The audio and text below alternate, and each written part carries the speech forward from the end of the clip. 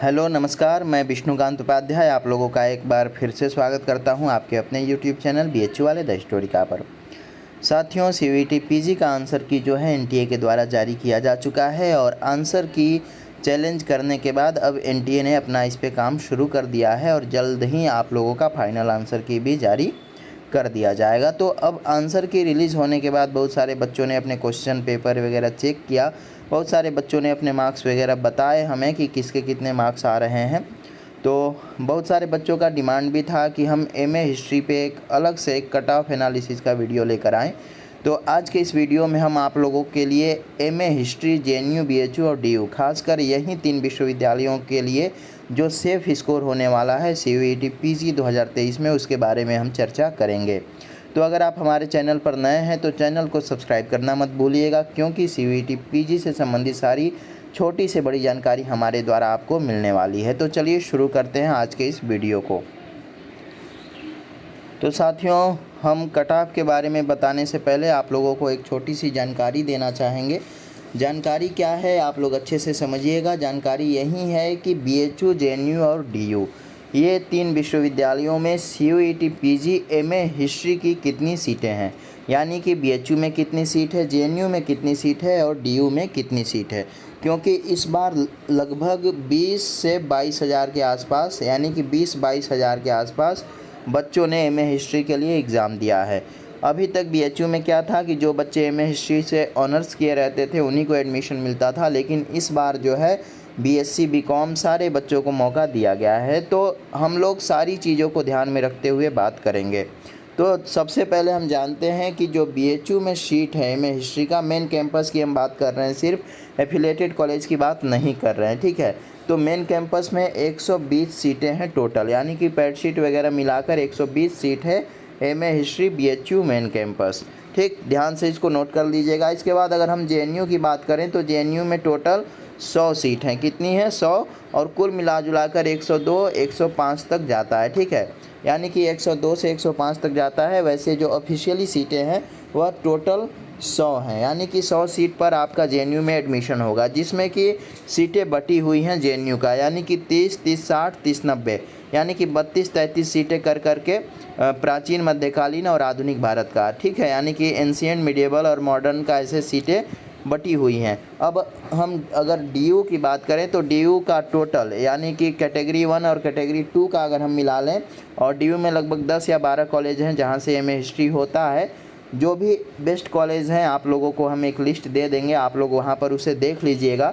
तो डीयू में अगर हम टोटल मिलाएं, यानी कि कैटेगरी 1 और कैटेगरी 2 और सारे कॉलेज की सीटों की अगर हम बात करें तो टोटल 538 सीट हैं। कितनी?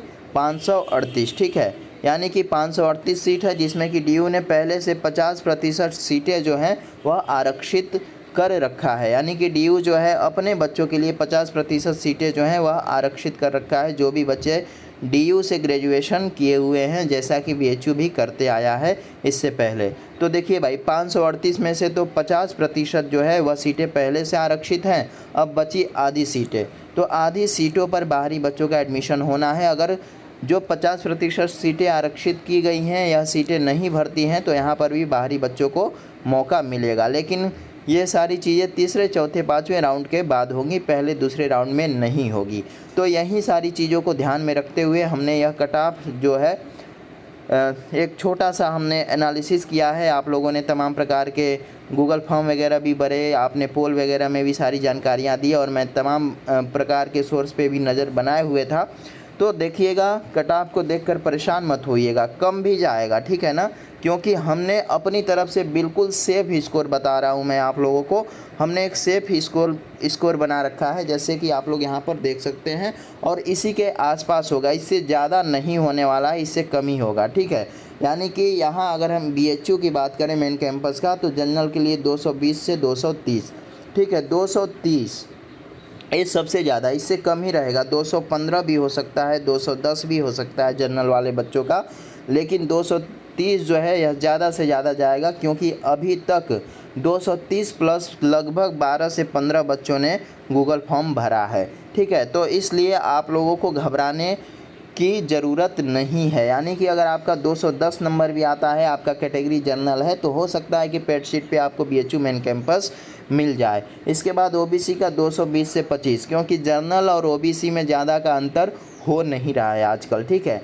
यानी कि OBC का भी सेम हाल होने वाला है, कहीं कहीं तो OBC की कट ऑफ जनरल से ज़्यादा चली जाती है।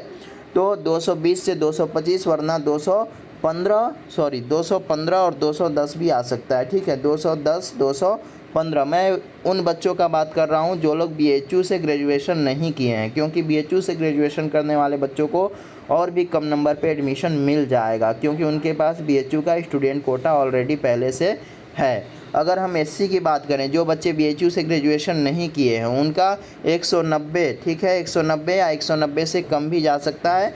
ST का 180, 170 तक गया था पिछली बार भी और इस बार भी जा सकता है, ठीक है। यानी कि और हम EWS की बात करें तो 200 नंबर हम मानते हैं, ठीक है। 200 नंबर से 210, 220 तक जाएगा EWS का। तो यह तो खैर BHU का रहा। अगर आप लोगों को इसमें कोई भी आपत्ति लगती हो तो आप लोग हमें कमेंट कर सकते हैं, बता सकते हैं, क्योंकि हमने काफ़ी तथ्यों को खंगालने के बाद यह कट ऑफ जो है आप लोगों के सामने हम लेकर आ रहे हैं। इसके बाद DU में हम बेहतर कॉलेज की बात करें, ठीक है। बाकी अगर साउथ कैंपस वगैरह तो काफ़ी कम में भी मिल जाते हैं। नॉर्थ कैंपस का जो है काफ़ी ज़्यादा दबदबा बना हुआ है और ज़्यादातर बच्चे उधर ही एडमिशन लेना चाहते हैं। तो देखिए, बेहतर कॉलेज के लिए आपको 225 से 230, ठीक है। बाकी अगर आपको सिर्फ एडमिशन चाहिए तो 170 नंबर तक भी एडमिशन मिल सकता है, अगर DU के बच्चे आरक्षित सीटें नहीं भर पाते हैं तो। इसके बाद OBC का 210 से 220 तक का, ठीक है, यानी कि 160 तक भी आ सकता है 5वें 6ठे राउंड तक। SC की बात करें तो 190 से 80, 150 तक भी, 180 से 70, 140 तक भी जा सकता है। बाकी EWS का 200 से 190, 170 तक भी जाएगा। यानी कि सीटें, आरक्षित सीटें नहीं भरती हैं, क्योंकि भाई 50% एक बड़ी संख्या होती है। 538 सीटों में से पहले से आधी सीटें आरक्षित कर दी गई हैं, आधे पर बाहरी बच्चों का एडमिशन होना है। तो थोड़ा सा अच्छे मार्क्स वाले बच्चे, ज़्यादातर जिनका 400 में से 200 प्लस है, वो लोग JNU और DU ही जाना पसंद करेंगे। और मैं तो कहूँगा कि DU ही जाएं, DU बेहतर है काफ़ी। बहुत सारे मामलों में दिल्ली में काफ़ी सारी सुविधाएं भी हैं, अच्छे लाइब्रेरी भी हैं और बहुत सारी चीज़ें हैं। तो यह जो कट ऑफ है यह DU का होने वाला है। बाकी कम भी जा सकता है। अगर आपका 170 नंबर भी आ रहा है तो आप DU और BHU के लिए ज़रूर रजिस्ट्रेशन कराएं, ठीक है। 170, 150 तक भी आ रहा है तो आप DU और BHU के लिए ज़रूर रजिस्ट्रेशन कराएं, क्योंकि BHU में 150, 140 तक एफिलेटेड कॉलेज में एडमिशन मिलता है। अगर अब हम JNU की बात करें तो देखिए भाई, JNU की जो कट ऑफ है ना, पिछले साल की अपेक्षा इस बार का काफ़ी ज़्यादा का अंतर होने वाला है, लेकिन हमने फिर भी अपनी तरफ से थोड़ा ज़्यादा ही बताया है। इसे देखकर आप लोग परेशान मत होइएगा। 220 से 210, ठीक है, क्योंकि इस बार का पेपर काफ़ी टफ था और जो भी बच्चे नंबर उठा पाए हैं पार्ट A में उठाए हैं, काफ़ी अच्छे नंबर बच्चों ने उठाया है।